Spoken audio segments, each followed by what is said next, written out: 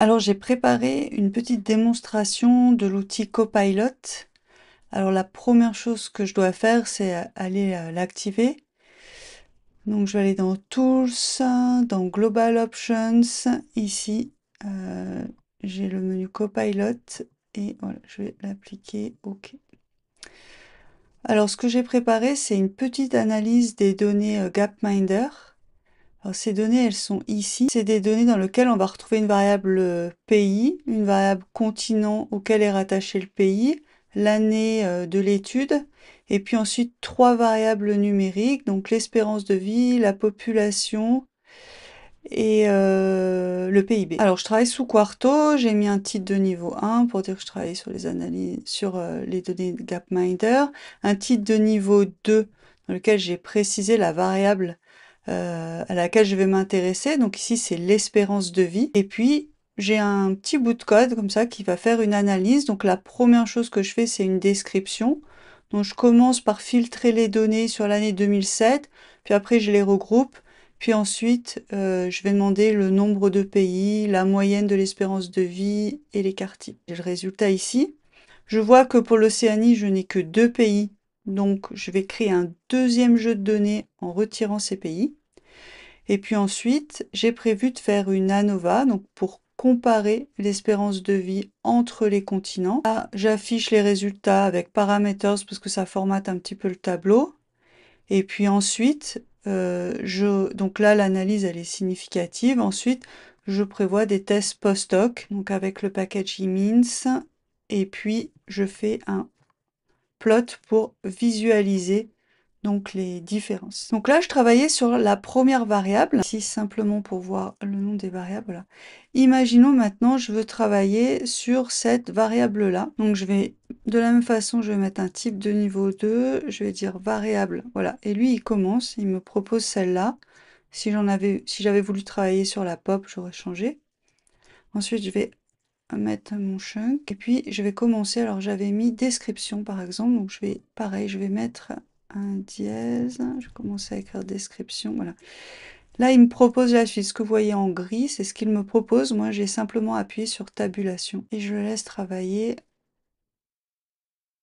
Alors je vais juste revenir à la ligne, hop voilà. Et là il me propose exactement le même code que celui qui était présent au-dessus. Simplement, donc il a bien fait le filtre sur l'année et simplement il a remplacé le nom des variables par la nouvelle variable. Donc ça c'est OK. Ensuite, alors là il me propose ANOVA paramétrique. Il me semble qu'il y avait avant un filtre. Donc je vais écrire retrait des pays. J'appuie sur tabulation. Là aussi il me propose des choses. Alors on voit quand il travaille. En fait quand il travaille on peut voir le message là. Et là il dit qu'il a complété.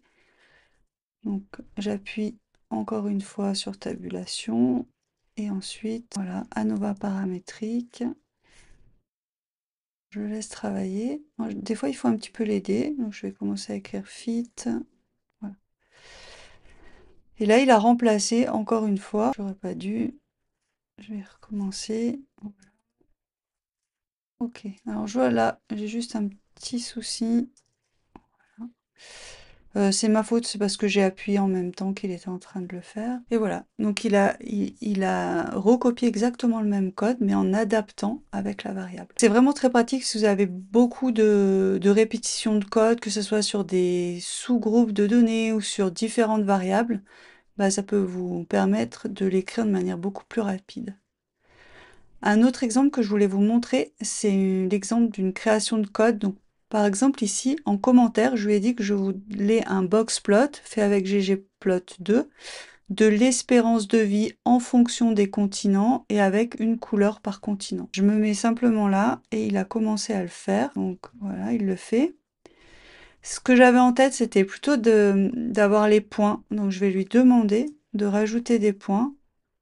Alors je vais dire avec les points. Donc il a fait autre chose. J'essaye. Donc j'appuie d'abord sur tabulation pour valider. Ensuite, donc c'est OK. Mais moi, ce que j'aurais voulu, c'est des points espacés. Donc je vais le préciser avec les points espacés. Je vais lui enlever ça. Et je vais le laisser recommencer. OK. Et là, j'essaye. Et voilà, cette fois, ça correspond bien à ce que j'avais en tête. Donc c'est un outil quand même qui est assez intéressant, qui peut vous permettre de gagner du temps et puis de vous aider comme ça à construire vos graphiques, par exemple.